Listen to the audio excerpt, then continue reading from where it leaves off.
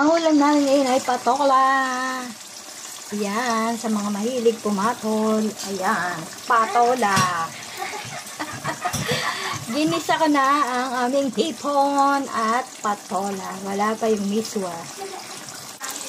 At eto, pritong tilapia. Ito ang kapartner ng aming patolang mapagpatol.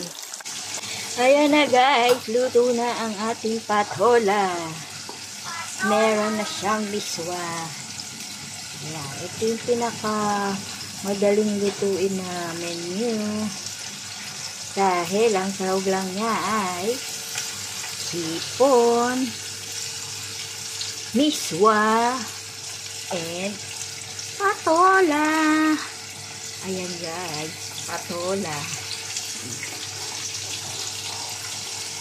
Ayan. Luto na rin ang ating pitong tilapia. Ito yung kapartner niya guys. Ayan guys, tilapia kayo dyan sa katerbang pitong tilapia. Bon appetit! Thank you for watching. Ayan guys, lagyan natin ng itlog ang ating patola. Para masarap, lagyan ang itlog. Yan, ganyan lang yan guys. Huwag mo lang isama yun. Ayun! At isa pa. Ayan guys.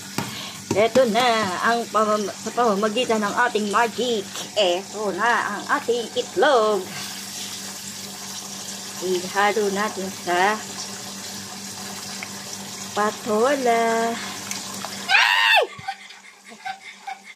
Ayan na guys, ang ulam namin ay pritong tilapia and patola.